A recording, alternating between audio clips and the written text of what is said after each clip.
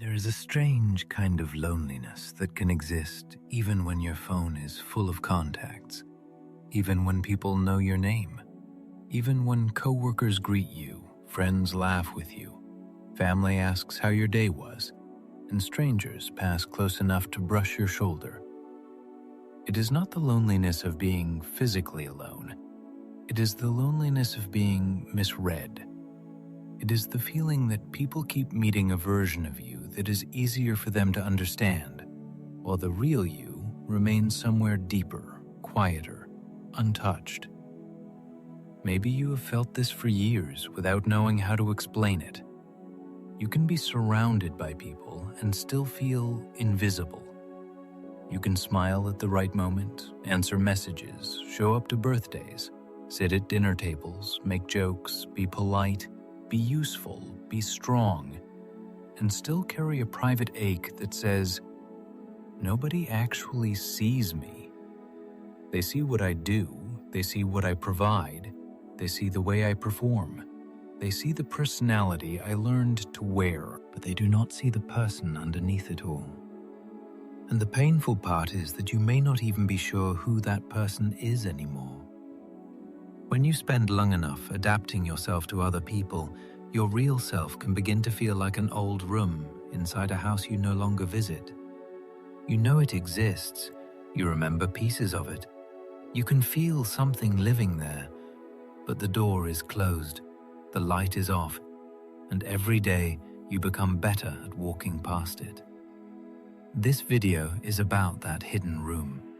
It is about the part of you that does not feel recognized. It is about the silent exhaustion of being interpreted through other people's assumptions. It is about why you can feel unknown even by people who love you. And it is about the quiet psychological wound that forms when your inner life is much larger than the image people have built of you. Most people are not trying to misunderstand you. That is what makes it complicated. They are not evil. They are not sitting there deciding to reduce you. They are simply limited by what they can perceive, what they need from you, and what their own mind is prepared to accept. People do not see reality directly. They see through filters. They see through memories, fears, expectations, habits, and stories they already believe. When they look at you, they are often not seeing you freshly. They are seeing a pattern they have already assigned to you. This is why change can feel so lonely. You can grow quietly for months or years and still be treated like the person you used to be. You can outgrow an old weakness, but people keep waiting for it to appear. You can become more thoughtful, more aware, more serious, more wounded, more mature, and still be spoken to like you are a character from someone else's memory. In their mind, you are fixed. In your own life, you are constantly becoming. One of the deepest human needs is not attention. It is recognition. Attention says, I notice that you are here. Recognition says, I understand something true about you. Attention can be loud, shallow, and temporary. Recognition is intimate. It reaches past the surface. It notices not only your behavior, but the meaning behind it. It sees the fear behind your silence, the tenderness behind your distance, the intelligence behind your hesitation, the grief behind your jokes, the love behind your anger, the exhaustion behind your discipline. Many people receive attention without receiving recognition. They are praised for being helpful, but nobody asks why they never ask for help. They are admired for being calm, but nobody sees the years of emotional suppression behind that calm.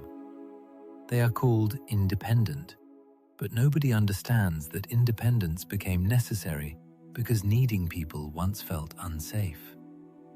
They are told they are strong, but nobody notices that strength sometimes feels like a prison they cannot leave without disappointing everyone.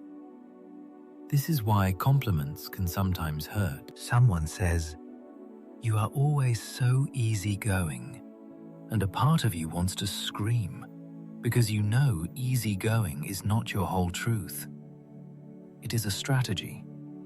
It is what you became because conflict felt dangerous. Someone says, "You are so mature," and you feel the weight of every childhood moment that forced you to grow too fast. Someone says, "You are so quiet," and they do not realize how much is happening inside you. They name your survival as if it is your personality. A person can be misunderstood in obvious ways, but the most painful misunderstandings are often subtle. Nobody insults you. Nobody abandons you dramatically. Nobody says, "I refuse to know you." Instead, they keep responding to a simplified version of you. They laugh when you are serious. They give advice when you need presence. They call you sensitive when you are actually perceptive. They call you distant when you are actually protecting yourself. They call you difficult when you stop being convenient. Over time, you begin to learn what parts of yourself are welcome in each room.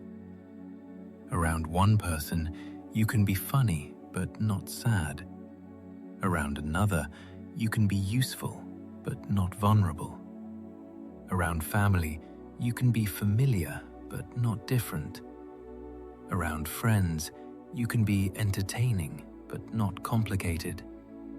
At work, you can be productive but not human.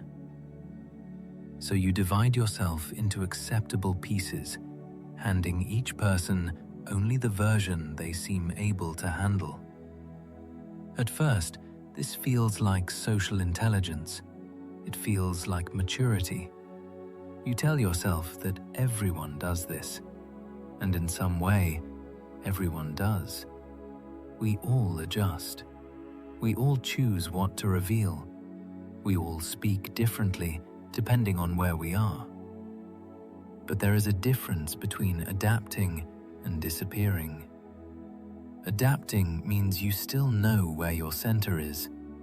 Disappearing means you have become so focused on being acceptable that you no longer know what you would say if nobody were judging. The invisible person is often not quiet because they have nothing to say. They are quiet because they have learned that speaking truth rarely leads to being understood.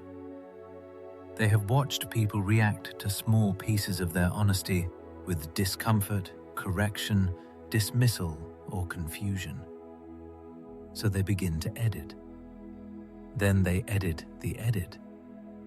Then one day, even when someone asks what they really feel, the answer feels too far away to reach. This can create a strange resentment, not the loud kind, not the kind that slams doors, a quiet resentment. A resentment that says, "Why does nobody notice how much I am holding back? Why does nobody see that I'm tired?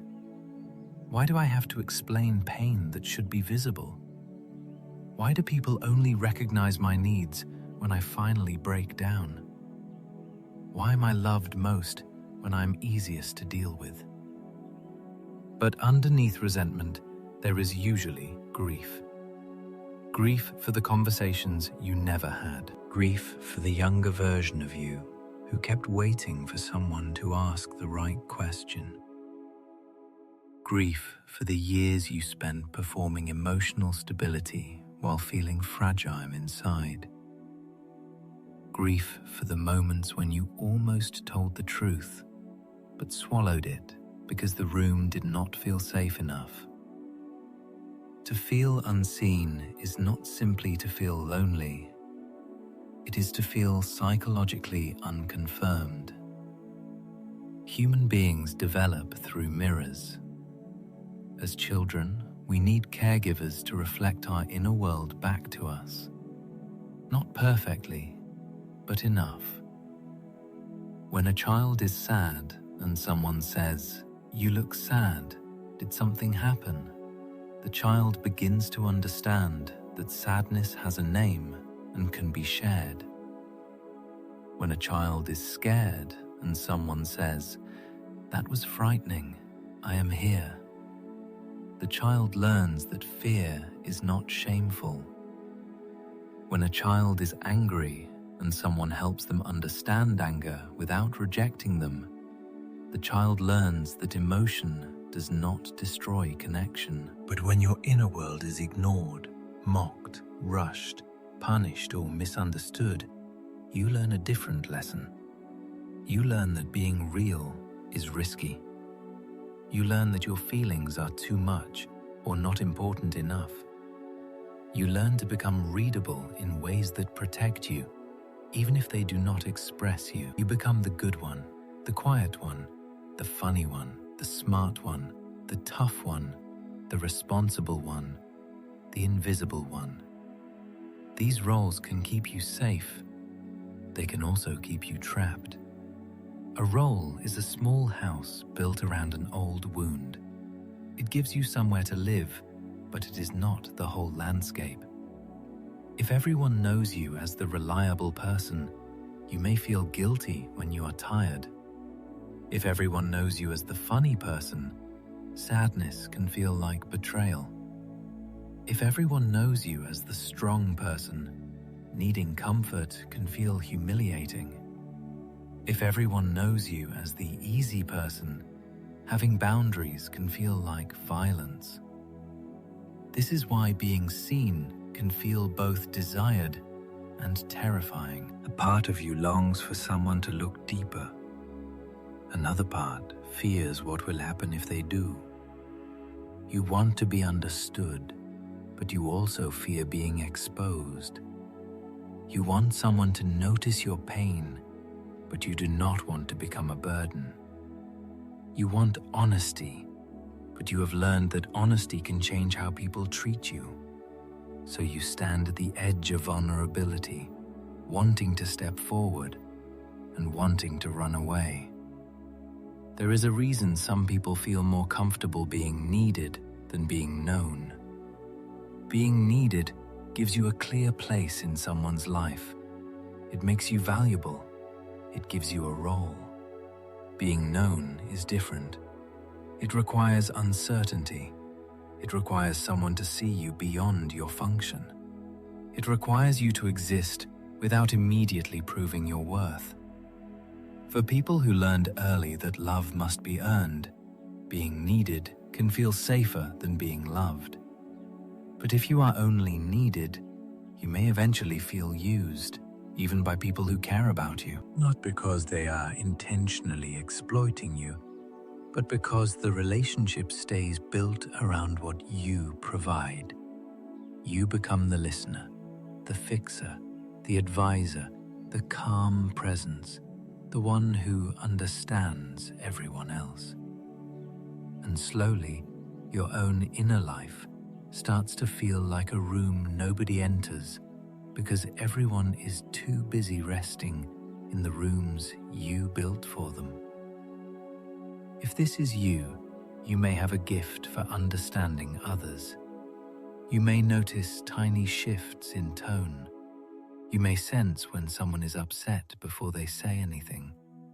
You may remember details, anticipate needs, and adjust yourself quickly. People may say you are empathetic, but sometimes empathy becomes hypervigilance in a softer costume.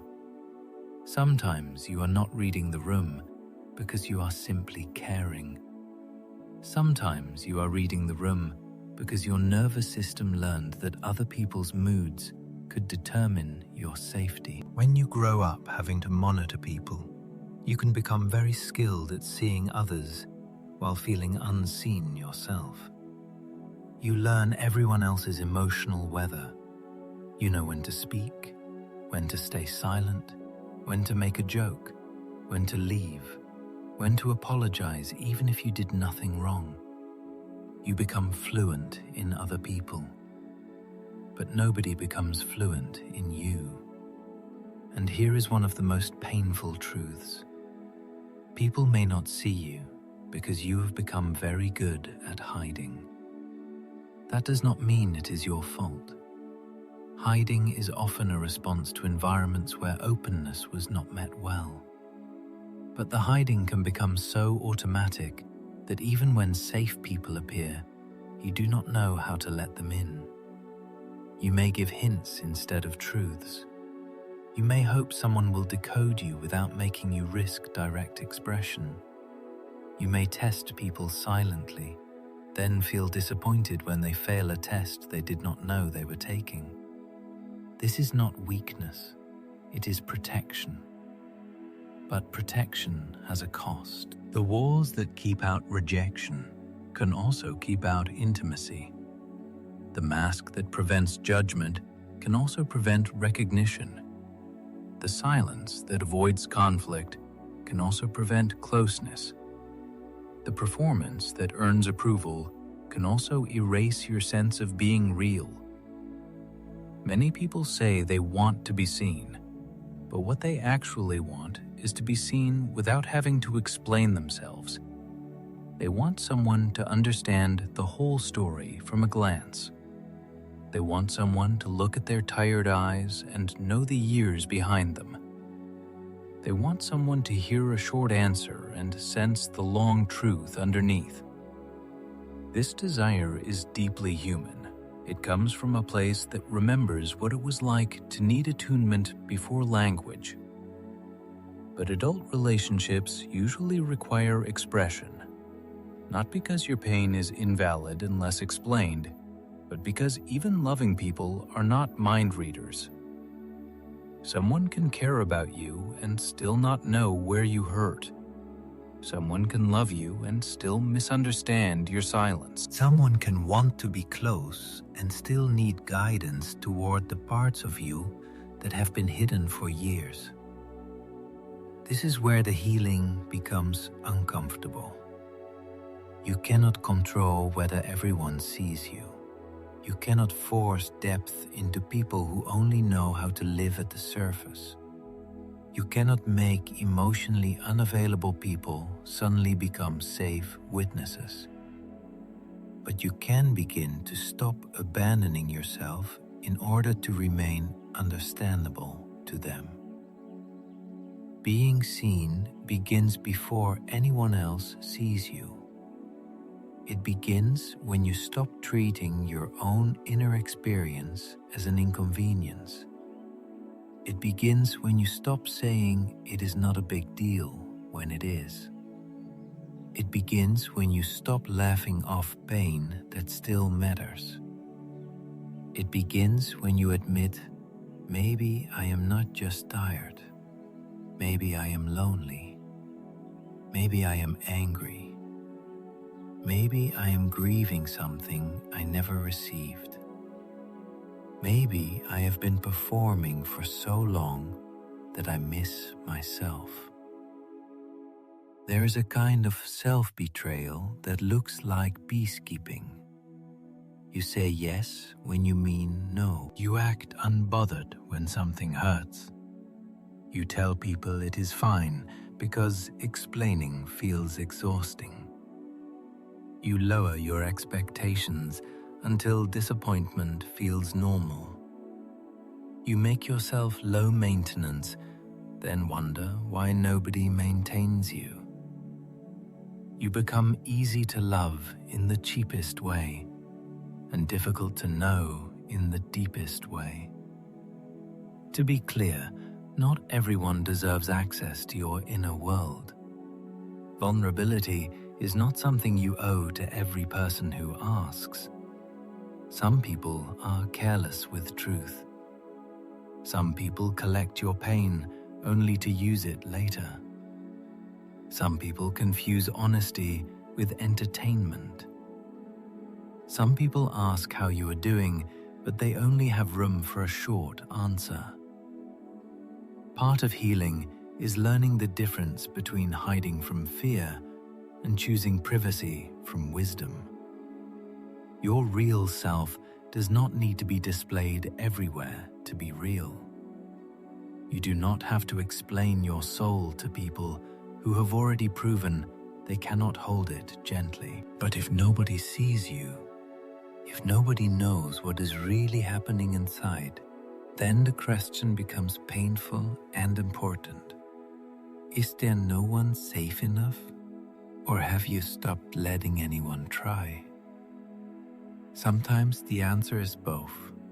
Maybe you have been surrounded by people who do not ask deeper questions. Maybe you have also learned to answer too quickly when they do. Maybe you have been hurt by being misunderstood. Maybe you now prevent misunderstanding by never offering enough truth to be understood. The wound and the defense begin to resemble each other. A person who feels unseen often has a complicated relationship with attention. They may crave it and distrust it at the same time. When nobody notices them, they feel invisible. When someone does notice them, they may feel exposed or suspicious. They may wonder, what do they want from me? How long before they get bored? What version of me are they admiring? Would they still like me if I stopped being impressive, helpful, attractive, calm, funny, or available? This can make love difficult, not because they cannot love, but because being loved touches the exact place where they have felt unknown. When someone says, "I love you," a hidden part may ask, "Do you love me? Or do you love the version of me that makes you comfortable? Do you love my truth or only my warmth? Do you love my depth or only the way I understand yours? Do you love me when I need or only when I give?" These questions can silently shape relationships. You may pull away before anyone has the chance to disappoint you. You may overgive to secure your place. You may avoid asking for reassurance because needing reassurance feels embarrassing. You may become angry when people fail to notice what you never told them. You may choose emotionally distant people because their distance confirms a story you already know how to survive. The story usually says something like this: I am alone inside myself. People leave when I become too real. My needs are too heavy. My feelings are inconvenient. I must be useful to be loved. If I stop performing, I will be forgotten. If I show the full truth, I will be rejected. If I ask for too much, I will lose what little I have. A story like that does not come from nowhere. It is built from moments. Maybe someone dismissed you when you were hurting. Maybe you were compared to others. Maybe your home rewarded achievement more than emotional truth. Maybe you were allowed to have needs only when they were easy. Maybe you became the listener in a family where nobody listened back. Maybe you were praised for not causing problems, so you learned to become a problem only in private. Some people were not neglected in obvious ways. They had food, shelter, school, birthdays, maybe even affection. But emotional invisibility can happen inside families that look normal from the outside. A child can be cared for physically and still not feel emotionally met. A parent can love a child and still not know how to understand that child's inner world. Love without attunement can feel confusing. You know you were loved, but you still feel unknown. This confusion can follow you into adulthood. You may tell yourself you have no right to feel hurt because other people had it worse. You may minimize your loneliness because nobody abandoned you dramatically. You may say, "My childhood was fine," while your body carries the memory of never having enough emotional space. Pain does not need to be extreme to be real. A quiet absence can shape a person just as deeply as a loud injury. When people do not see you clearly, you may try to become more visible in the wrong ways. You may achieve more, hoping success will finally translate into recognition. You may become more attractive, hoping desirability will feel like being known. You may become more entertaining, hoping laughter will become closeness.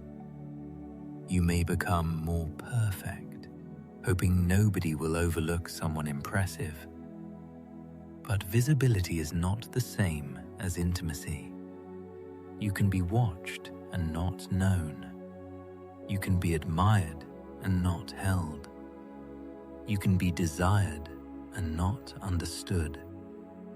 You can be successful and still feel like nobody has touched the truth of you.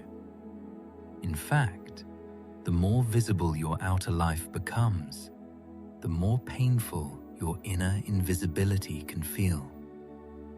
Everyone sees the image. Nobody sees the person trapped behind maintaining it. This is one reason social media can intensify the wound. A person can receive likes, comments, attention, even praise, and still feel emptier afterward. Because digital attention often touches the surface, while your deeper self remains hungry. You can show a picture of your life, but not the loneliness behind the camera. You can post a thought, but not the full history behind it. You can be perceived by many and recognized by almost no one. The modern world creates constant exposure and very little true witnessing. People scroll past each other's pain. They react to fragments. They form opinions quickly. They reward clarity, confidence, beauty, outrage, success, and simplicity. But the real human being is rarely simple. The real human being is contradictory, unfinished, afraid, hopeful, ashamed, resilient, tender, defensive, and always changing. The real human being does not fit easily into a caption. So if you feel unseen, part of what you feel may be the pressure to simplify yourself for a world that consumes people quickly. You may sense that your depth has nowhere to go. You may feel that your thoughts are too layered, your emotions too slow, your story too complicated. You may want to say, there is more to me than this, more than my job, more than my face, more than my past, more than my mistakes, more than my usefulness, more than my silence. There is more to you. But the world will not always stop long enough to discover it. That is not proof that you are empty. It is proof that speed often misses depth. Some things can only be known slowly. Trust is slow. Real friendship is slow. Self-understanding is slow. Healing is slow. The parts of you that matter most may not be visible in the first conversation, the first impression, the first date, the first month, sometimes even the first year. This is why patience matters. Not passive patience, where you wait forever to be chosen by people who never try, but wise patience, where you allow real connection to develop without forcing instant understanding. You do not need to reveal everything at once to prove you are real. You do not need to perform mystery either. You can let yourself be known gradually, honestly, and selectively. There is a quiet practice in saying one true sentence more than you usually would. Not a confession, not an emotional flood, just one true sentence. I have actually been feeling more tired than I admit. That hurt me more than I showed. I sometimes feel like people expect me to be okay all the time. I do not want advice right now. I just want to be heard. I'm trying to understand myself better. I am scared that if I am honest, people will see me differently. One true sentence can open a door, and if the person on the other side is safe, they will not kick the door open. They will not rush in. They will stand there with care. They may not understand perfectly, but they will be willing to stay curious. Curiosity is one of the clearest signs of emotional safety. A safe person does not assume they already know you. They keep learning you. Being seen is not about finding someone who understands you instantly. It is about finding people who are willing to keep discovering you without punishing you for being complex. It is about relationships where you do not have to stay frozen in an old role. It is about being allowed to change, contradict yourself, need space, need closeness, make mistakes, repair, and become. Some people cannot offer that. They are attached to the old version of you because it benefits them. If you were always available, your boundaries may feel like betrayal to them. If you were always quiet, your honesty may feel aggressive. If you were always forgiving, your standards may feel cruel. If you were always easy to define, your growth may feel inconvenient. Their discomfort does not automatically mean you are wrong. When you begin to become more real, some relationships may become tense. This does not mean authenticity destroys connection. It means authenticity reveals the actual condition of the connection. Some bonds are strong enough to expand. Others were built around your self-abandonment. When you stop disappearing, you discover who was attached to you and who was attached to your disappearance. This can be painful. You may lose approval. You may feel guilty. You may wonder if you are becoming selfish. But there is a difference between selfishness and self-return. Selfishness says, only I matter. Self-return says, I matter too. Selfishness refuses responsibility. Self-return refuses erasure. Selfishness takes without care. Self-return stops giving from a place of resentment and emptiness. If you have lived unseen for a long time, being real may feel rude at first. Asking for space may feel dramatic. Saying no may feel cruel. Admitting pain may feel attention-seeking. Letting someone help may feel weak. But these feelings are not always truth. Sometimes guilt is just the emotional withdrawal symptom of an old survival pattern. Sometimes discomfort means you are leaving a cage, not making a mistake. You may also need to grieve the fantasy of being perfectly understood. No one will see you completely, not because you are unlovable, but because every human being is too vast to be fully held by another mind. Even the people who love you most will miss things. They will misunderstand sometimes. They will forget, assume, project, fail, and need correction. Complete understanding is not the goal. Real enough understanding is. Real enough means someone does not need to know every detail to respect your truth. Real enough means they believe you when you say something matters. Real enough means they are willing to repair when they misread you. Real enough means they do not reduce you to your worst moment or your most useful quality. Real enough means you feel more like yourself after being with them, not less. And you must learn to offer this to yourself. Because if your self-image is built entirely from other people's reflections, then every misunderstanding will feel like an identity crisis. Someone calls you cold, and you wonder if you are cold. Someone calls you too sensitive, and you wonder if your pain is exaggerated. Someone ignores you, and you wonder if you are forgettable. Someone fails to choose you, and you wonder if you are not enough.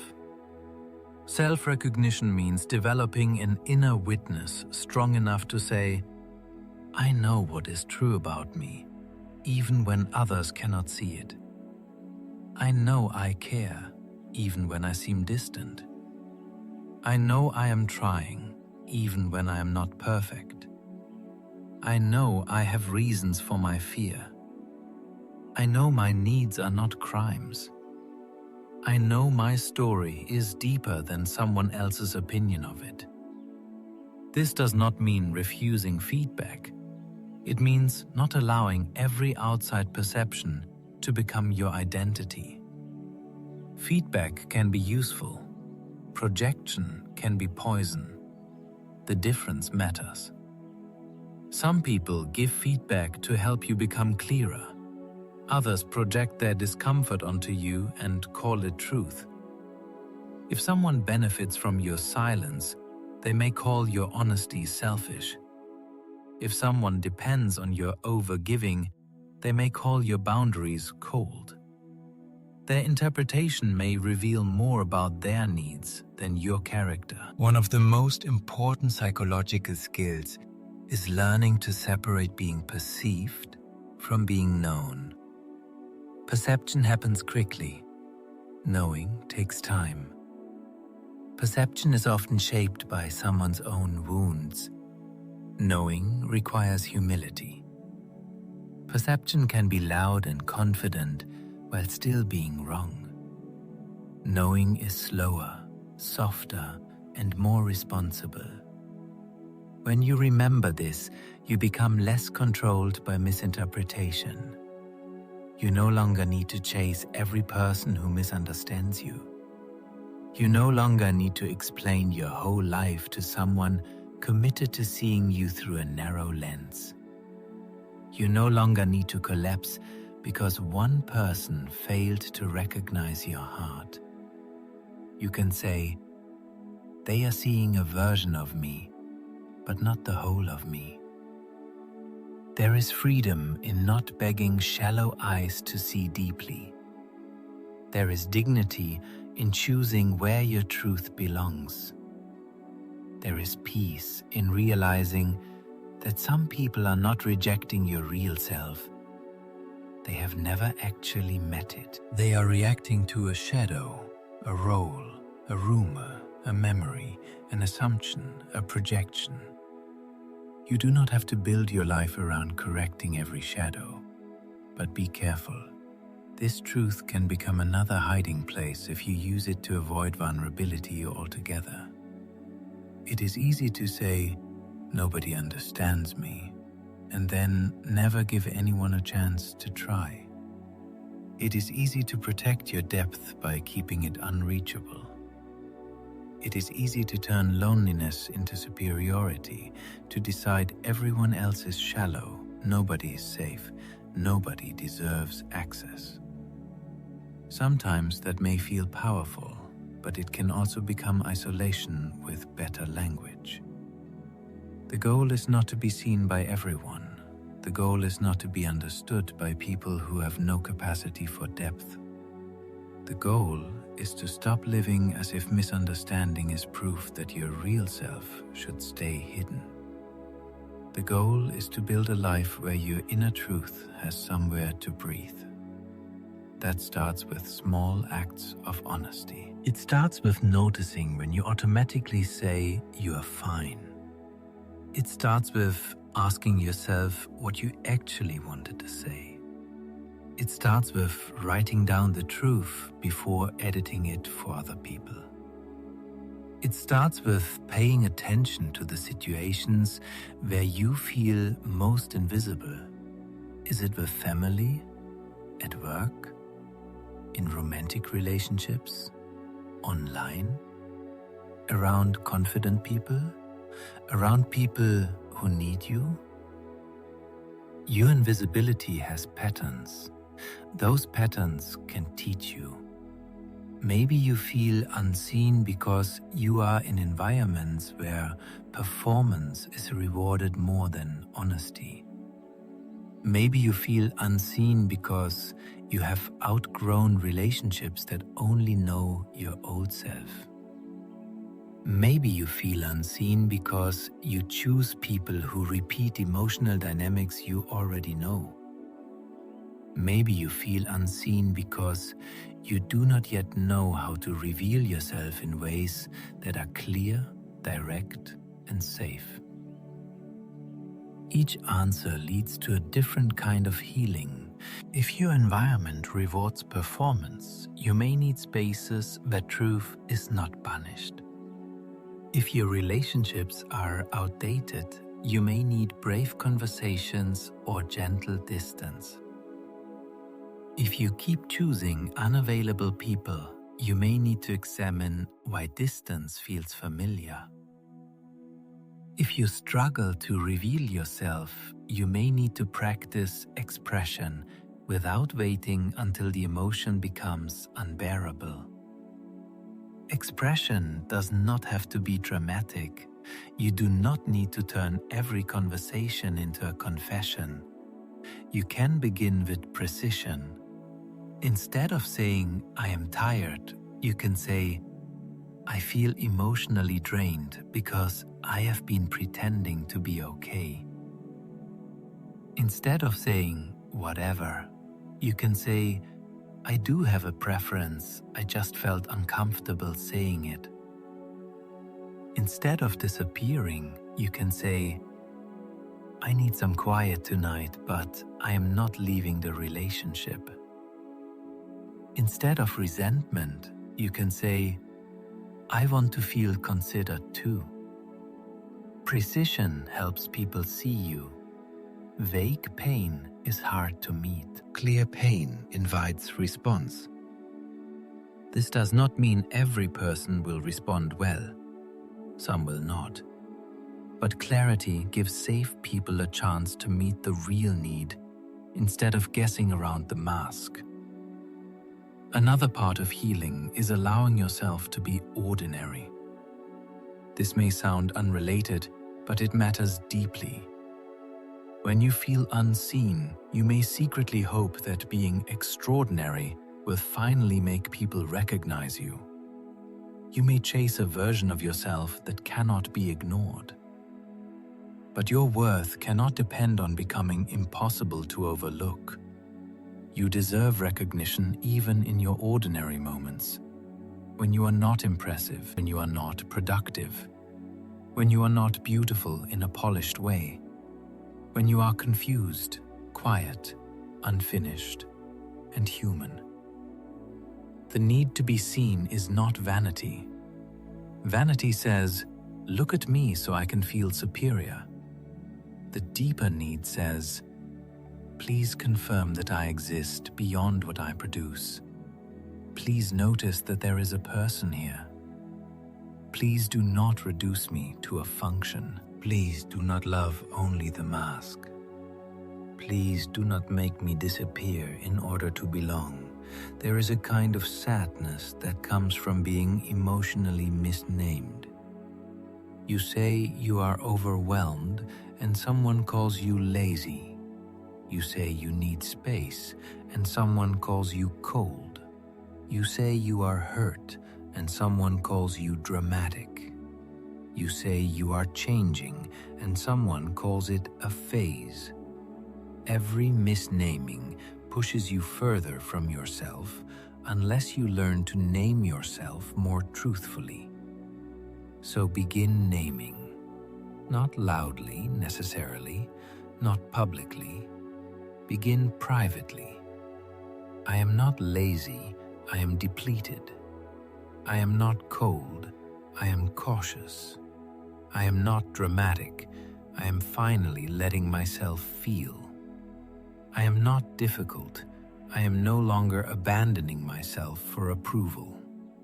I am not broken, I am adapting to wounds I am still learning to heal. I am not invisible, I have been hidden, and there is a difference. Hidden things can return. Invisible things cannot be touched, but hidden things can be found. And sometimes the first person who must find you is you. Finding yourself is not a single revelation. It is a series of returns. You return when you notice what you actually like, not what makes you look interesting. You return when you admit what hurts, not what sounds reasonable. You return when you stop copying other people's definitions of success. You return when you listen to the quiet no in your body. You return when you let joy matter again. You return when you realize that the person you have been protecting is not weak, but deeply tired. A lot of people who feel unseen are not empty. They are overloaded. Their inner world is full of thoughts, memories, unfinished conversations, imagined futures, old griefs, private dreams, and unspoken anger. From the outside, they may look calm. Inside, they are carrying an entire weather system. The mismatch between outer appearance and inner reality can make them feel unreal, like they are living behind glass. This glass can be made of shame. Shame says, if people saw the real me, they would leave. Shame says, my needs are ugly, my sadness is embarrassing, my anger is dangerous, my longing is pathetic, my sensitivity is weakness, my past makes me less worthy. Shame does not only hide what is bad, shame hides what is tender. It hides desire, creativity, innocence, softness, hope. To heal invisibility, you must work gently with shame. You cannot insult yourself into openness. You cannot force vulnerability by hating your defenses. The parts of you that hide are not enemies. They are guardians. They developed for reasons. They stood between you and pain when you had fewer choices. You do not heal by destroying them. You heal by proving, slowly, that they no longer have to work so hard. This is why gentleness is not weakness. Gentleness is how the hidden self begins to trust you. If every time you feel something, you attack yourself for feeling it, then of course your inner world stays hidden. If every time you need something, you call yourself pathetic, then of course your needs go underground. If every time you want closeness, you mock yourself for wanting too much, then of course you feel alone. Your inner self listens to how you treat it. Imagine someone knocking on a locked door. Behind that door is a frightened child, or a younger version of you, or simply the honest part of you that has been quiet for too long. If you shout, "Open up, what is wrong with you? Why are you like this?" the door will not open. But if you sit outside and say, "I understand why you locked this door. I am not here to punish you. I want to know you. I can wait," something begins to soften. Being seen by yourself may begin as self-compassion, but it becomes self-trust. Self-trust means you stop abandoning your truth at the first sign of discomfort. It means you can feel lonely without immediately chasing someone who cannot meet you. It means you can be misunderstood without betraying yourself to become more acceptable. It means you can say, I wish they understood, but I will not erase what I know. There will always be people who prefer your mask. Let them prefer it. That does not mean you must keep wearing it for them. There will always be people who benefit from your silence. Let them be disappointed when you speak. There will always be people who cannot imagine you beyond the role you played in their life. Let their imagination be limited. You do not have to live inside it. This is not permission to become careless with others. Authenticity without empathy can become cruelty. But empathy without authenticity becomes self-erasure. The work is to hold both, to care about others without disappearing, to be honest without becoming brutal, to have boundaries without becoming closed, to let people matter without making their perception your prison. You may wonder what it feels like when someone truly sees you. It is not always dramatic. Sometimes it is surprisingly quiet. It feels like your nervous system exhaling. It feels like not having to translate every part of yourself. It feels like being asked a question that reaches the place you thought nobody noticed. It feels like someone remembering what matters to you. It feels like being corrected gently, not shamed. It feels like being allowed to be complicated without becoming a problem. Sometimes being seen feels uncomfortable because it touches grief. When someone finally recognizes a part of you that has been hidden for years, you may not feel relief at first. You may feel sadness. You may think, why did I have to wait so long for this? Why did nobody notice before? Why does kindness hurt? This is normal. Recognition can awaken the pain of its long absence. Do not mistake that pain for danger. Sometimes warmth hurts cold hands. Sometimes tenderness hurts the place that expected rejection. Sometimes being understood makes you cry because your body realizes how tired it was of explaining itself to empty rooms. The path forward is not to demand that the whole world see you.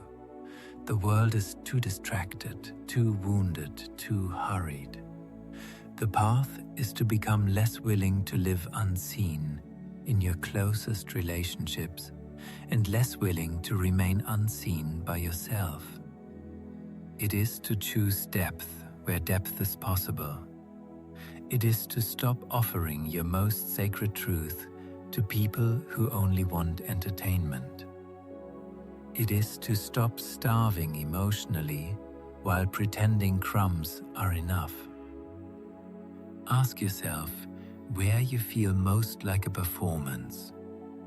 Notice who makes you feel like you have to shrink, entertain, explain, or apologize for existing. Notice who becomes uncomfortable when you have needs. Notice who only reaches out when they need your stability. Notice who responds to your honesty with curiosity and who responds with punishment. Your body often knows before your mind admits it. Also notice where you feel most real. It may be with one friend, in a late-night conversation, in silence, in music, in prayer, in writing, in nature, in therapy, in art, in solitude, in a room where nobody needs you to become smaller. Follow those places. They are not random, they are clues. If you do not have people who see you yet, do not turn that absence into proof that you are impossible to know. Sometimes your people are not found quickly. Sometimes you must become more honest before they can recognize you. Sometimes you must leave rooms that reward your mask before you can enter rooms that welcome your truth. Sometimes connection begins not with finding better people, but with becoming visible enough for better people to find you. This may require risk, not reckless risk, not handing your heart to the first person who listens, but the risk of being a little more real than usual. The risk of saying, I disagree. The risk of admitting, I am not okay. The risk of asking, can you listen without trying to fix it? The risk of letting someone know what actually matters to you. The risk of being known gradually and discovering that some people stay and some people will not stay. Or they will stay but not understand. Or they will understand one part and miss another. This will hurt, but it will not destroy you if you are no longer using their recognition as the only evidence of your existence. The more you see yourself, the less every failure of recognition becomes a collapse. It becomes information, painful information, but information. You learn to say, this person cannot meet me here. Maybe they can meet me somewhere else. Maybe they cannot meet me at all. Either way, I do not have to keep pouring my depth into a place that cannot hold it. There is maturity in accepting different levels of connection. Not everyone has to be a soul-deep witness. Some people are companions for laughter. Some are good for work, hobbies, casual conversation, shared history, practical support. The mistake is expecting every relationship to carry the weight of your deepest self. The other mistake is having no relationship where your deepest self can breathe. You need at least one place where you do not have to perform being fine. One place where your complexity is not treated as an inconvenience. One place where you can say the truth slowly. If you do not have that yet, begin by creating it with yourself. Then seek it carefully with others. There is a reason therapy can feel powerful for unseen people. At its best, therapy is not advice. It is a relationship where your inner world is taken seriously. It is a place where the hidden patterns become visible, where your reactions begin to make sense, where someone helps you hear yourself without shame. Not everyone has access to therapy, and not every therapist is the right fit. But the deeper principle matters. Healing often requires a witness. A good witness does not define you. They help you return to yourself. Writing can also become a witness. A blank page does not interrupt. It does not roll its eyes. It does not rush to give solutions. It lets your truth arrive imperfectly. If you feel unseen, write without performing. Write the sentence you would never post. Write the anger you keep polishing into politeness. Write what you wish someone had noticed. Write what you are tired of pretending. Write the version of your story that does not need to make everyone else comfortable. Over time, you may discover that some of your invisibility came from never giving language to your own experience. This is common. Pain without language becomes fog. Once named, it becomes something you can hold, examine, and communicate. You may realize, I do not just feel lonely, I feel emotionally unknown. I do not just feel tired, I feel tired of being useful. I do not just want attention, I want recognition. I do not just want people around me, I want presence. Presence is different from proximity. Someone can be near you and not present. Someone can listen and still be waiting for their turn to speak. Someone can ask questions and still not care about the answers. Presence means a person is actually with you. Their attention is not consuming you, judging you, fixing you, or using you. It is meeting you. Many unseen people are starving for presence. They do not need grand gestures. They need someone to slow down. Someone to notice the shift in their voice. Someone to remember that they hate being put on the spot. Someone to ask, what did that mean for you? Someone to sit with discomfort without immediately changing the subject. Someone to say, I believe you. If you did not receive enough presence, you may have learned to distrust your own perceptions. This is especially true if people often denied your experience. If you said something hurt and they said you were overreacting, you may have learned to question your pain. If you noticed tension and others pretended nothing was wrong, you may have learned to doubt your intuition.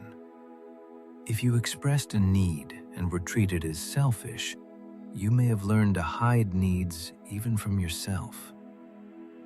Rebuilding self-trust means taking your experience seriously without assuming it is always complete. Your feelings are real, but they may need interpretation. Your fear is real, but it may be connected to the past. Your anger is real, but it may be protecting grief. Your loneliness is real, but it may be asking not only for people, but for authenticity. Taking yourself seriously does not mean believing every thought. It means listening deeply enough to understand what the thought is trying to protect. When you feel unseen, ask, what part of me is not being recognized right now? Is it my effort, my pain, my growth, my boundaries, my intelligence, my tenderness, my exhaustion, my complexity? The more specific you become, the less helpless the feeling becomes. You can then ask, have I recognized this part of myself? Have I communicated it to anyone safe? Am I expecting it from someone who has never shown capacity to offer it? These questions can change your life because they move you from passive longing into conscious participation. You stop waiting for a vague rescue. You begin to understand the exact form of recognition you need. Maybe you need someone to acknowledge your effort. Maybe you need your partner to understand that silence does not mean nothing is wrong. Maybe you need family to stop treating you like a child. Maybe you need friends who ask about your inner life, not just your schedule. Maybe you need to admit that a relationship is comfortable but not nourishing. Nourishment matters. Some relationships are not abusive, not dramatic, not obviously bad, but still emotionally undernourishing. You leave them feeling thinner somehow, less real, less heard, less alive. You may keep them because nothing is technically wrong, but the absence of harm is not the same as the presence of depth. You are allowed to want relationships that feed more than your surface. At the same time, be careful not to romanticize being unseen as proof of specialness. Your depth is real, but other people have depth too. Many are also hiding. Many are also waiting to be recognized. Sometimes two people sit across from each other, both performing, both hoping the other will go first. Someone has to risk the first true sentence. Sometimes that someone will be you. This does not mean forcing intimacy. It means making space for it. Ask better questions. Answer more honestly. Listen in the way you wish someone would listen to you. Notice when someone reveals something small and do not rush past it. Recognition is not only something you receive, it is something you practice. The more you practice seeing others clearly, the more you understand what kind of seeing you need in return. But do not confuse seeing others with rescuing them. Many unseen people become rescuers because rescuing creates closeness without requiring mutual vulnerability. If you are always helping, you can feel important without being exposed. You can be near someone's pain while keeping your own hidden. But rescue-based relationships often leave you depleted because your role is still a role. You're still not being fully met. A healthier connection allows exchange. Sometimes you listen. Sometimes you are listened to. Sometimes you support. Sometimes you are supported. Sometimes you are strong. Sometimes you are held. If a relationship only works when you are the emotionally convenient one, then it may not be love in the form your soul needs. Another important part of this problem is the fear of disappointing people. Many unseen people are deeply afraid that their real self will disappoint the people attached to their mask. Maybe your family needs you to be predictable. Maybe your friends need you to be fun. Maybe your workplace needs you to be endlessly capable. Maybe your partner needs you to be low maintenance. Your truth threatens the arrangement, so you keep paying the price. You keep being who they expect because you do not want to hurt them. But every time you betray yourself to protect someone else from discomfort, a quiet anger grows. Eventually, you may become cold, distant, or resentful, not because you lack love, but because your love has been mixed with too much self-abandonment. Disappointment is not always harm. Sometimes people need to be disappointed because they were benefiting from an unrealistic version of you. Sometimes your boundary disappoints someone who expected unlimited access. Sometimes your honesty disappoints someone who preferred your silence. Sometimes your growth disappoints someone who loved feeling superior to your old wounds. Their disappointment may be the sound of a healthier truth entering the room. You are not responsible for maintaining an image that keeps others comfortable while making you disappear. You are responsible for communicating with as much care as you can. You are responsible for repair when you hurt people. You are responsible for your behavior, but you are not responsible for being endlessly digestible. This is difficult because humans are social creatures. We are wired to care about belonging. Being misunderstood can feel physically painful because, deep down, rejection once meant danger. Your nervous system may react to conflict as if survival is at stake. That is why small acts of authenticity can feel enormous. Your body may say, "Do not do this, we will be abandoned." Healing means teaching your body that truth does not always end in exile. Sometimes it will end in distance, but sometimes it will end in deeper closeness. You cannot discover the difference while remaining permanently hidden. You must allow reality to test the old fear, carefully, slowly, with discernment, but truly. One of the greatest tragedies is when someone lives their whole life being loved for a version of themselves they never chose consciously. They become the dependable one, the successful one, the invisible caretaker, the charming performer, the calm achiever. They receive approval, maybe even admiration, but not the kind of closeness that reaches the soul. They are surrounded by people who like them, but do not know where they hurt. They are praised, but not held. Do not let admiration replace intimacy. Do not let being impressive replace being real. Do not let usefulness replace belonging. Do not let peacekeeping replace peace. Do not let the fear of being misunderstood keep you from ever being known. There may be parts of you that feel unlovable because nobody has loved them yet. But absence is not evidence. Just because a part of you has not been met with care does not mean it is impossible to care for. Your anger may be asking for protection. Your sadness may be asking for comfort. Your sensitivity may be asking for gentleness. Your neediness may be asking for secure connection. Your silence may be asking for safety. Your real self is not the problem.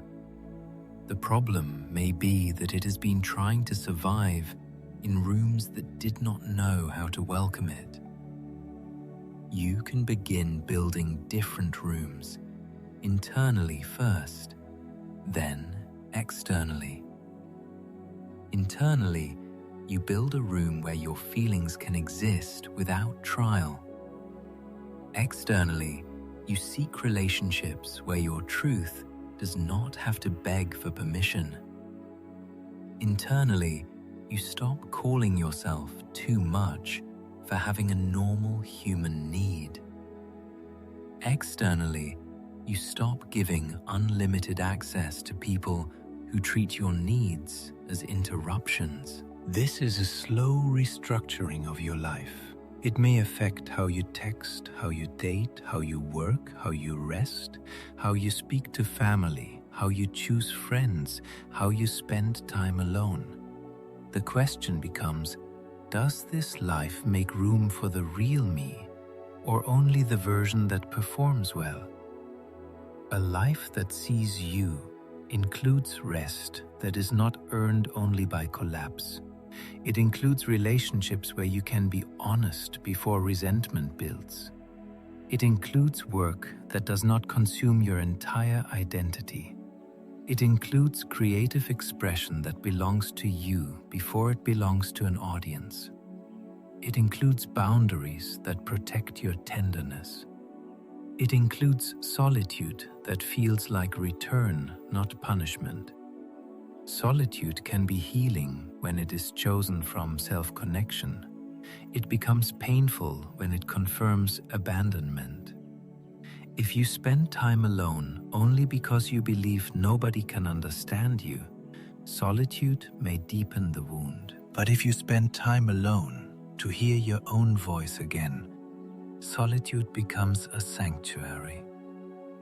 The difference is whether you are alone with self-rejection or alone with self-presence. Try sitting with yourself without entertainment for a few minutes.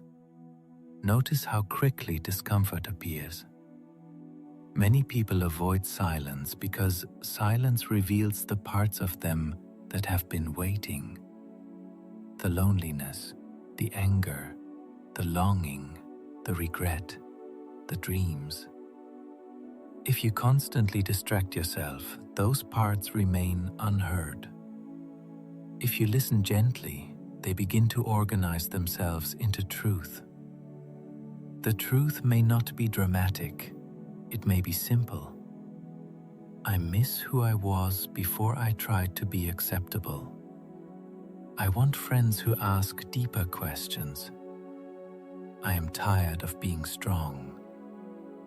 I do not like the life I built to impress people. I am scared of being ordinary. I want to be loved without performing. I need to stop calling my needs inconvenient. I want to come home to myself. Coming home to yourself does not mean rejecting everyone. It means no longer living as a stranger inside your own life. It means making choices that include your inner reality. It means letting your preferences matter. It means noticing when your body says no. It means speaking before the resentment turns poisonous. It means choosing people who can know you slowly and respectfully. Some viewers hearing this may feel a sharp sadness right now because they know exactly what it means to be surrounded and still unseen. They know what it means to be the one who understands everyone but is rarely understood. They know what it means to stare at the ceiling at night and feel like nobody has any idea what is happening inside them. If that is you, there is nothing wrong with you for wanting more. Wanting to be seen does not make you weak. It makes you human. Wanting recognition does not make you needy in the shameful way. It means your nervous system was built for connection. We are not designed to live as isolated minds, pretending not to need mirrors. We need witnesses. We need language. We need touch, presence, repair, honesty, and the feeling that someone can meet our eyes and not look away from the truth. But remember this, the fact that you have not been fully seen does not mean there is nothing to see. It may mean you have been hiding in order to survive. It may mean you have been surrounded by people with limited emotional vision. It may mean you have been asking recognition from places that only know how to offer attention. It may mean your real self is waiting for a safer life. You can build that life, not all at once, not perfectly, but in choices, in the choice to tell the truth a little sooner, in the choice to stop laughing when something hurts, in the choice to rest before breaking, in the choice to let someone trustworthy know what is really going on, in the choice to stop chasing people who only love your availability, in the choice to learn your own inner language. There will be awkward moments. You may over-explain at first because you are not used to being heard. You may under-explain because vulnerability still scares you. You may choose the wrong people sometimes. You may retreat after being honest. You may feel embarrassed after asking for what you need. This is not failure. It is the nervous system learning a new way to belong. Be patient with the part of you that still expects rejection. It has history. It is not trying to ruin your life. It is trying to prevent old pain from returning. Thank it, but do not let it make every decision. You can say internally, I know you are scared. I know you learned to hide for a reason. But we are going to try something different now. We are going to be careful, but we are not going to disappear forever. The real you does not need to arrive loudly. It may return quietly, in a boundary, in a preference, in a tear you do not hide, in a conversation you do not escape, in a piece of art, in a friendship that feels mutual. In a morning where you realize you no longer want to perform for people who never ask who you are. And maybe one day someone will see a part of you clearly. Not all of you, nobody can hold all of you, but enough. Enough that your body relaxes. Enough that you do not feel like you are translating yourself from a language nobody speaks. Enough that you think, this is what I was missing. Not applause, not attention, not being chosen by everyone, just this, to be met. Until then, do not abandon yourself because others have failed to recognize you. Do not become cruel to your own heart because the world has been careless with it. Do not let years of being misread convince you that your truth is not worth speaking. The hidden self inside you is still alive. It may be tired. It may be suspicious, it may be quiet, but it is alive. Start there. Start by seeing the person you have been waiting for others to see. Start by admitting that you are more than your role, more than your usefulness, more than your calm face, more than your mistakes, more than the version people got used to. Start by looking inward with the kind of patience you wish someone had offered you. You are not invisible because you are empty. You have felt invisible because the deepest parts of you have not had enough safe places to be revealed. That can change. Slowly, honestly, carefully, it can change. You do not need the whole world to see you. You need to stop living in a way that guarantees nobody can. You need to stop confusing being accepted for your mask with being loved for your truth. You need to stop treating your own inner life as something that must wait until everyone else is comfortable. There is a real person beneath the performance. There is a real voice beneath the politeness. There is a real pain beneath the jokes. There is a real tenderness beneath the distance. There is a real hunger beneath the independence. There is a real self beneath the version that learned how to survive. And that self is not too much. It is not too late. It is not unworthy because it has been hidden. It is not impossible to know because others have failed to know it. It is waiting for a life where it no longer has to disappear to be loved. Maybe the first step is not finding someone who finally sees you. Maybe the first step is making a promise to yourself that you will no longer participate in your own erasure. You will still be kind. You will still be careful. You will still choose wisely what to share and with whom. But you will not keep shrinking your truth until even you cannot find it. No one really sees you when you are only showing them what keeps you safe. No one really sees you when they are committed to an old version of you.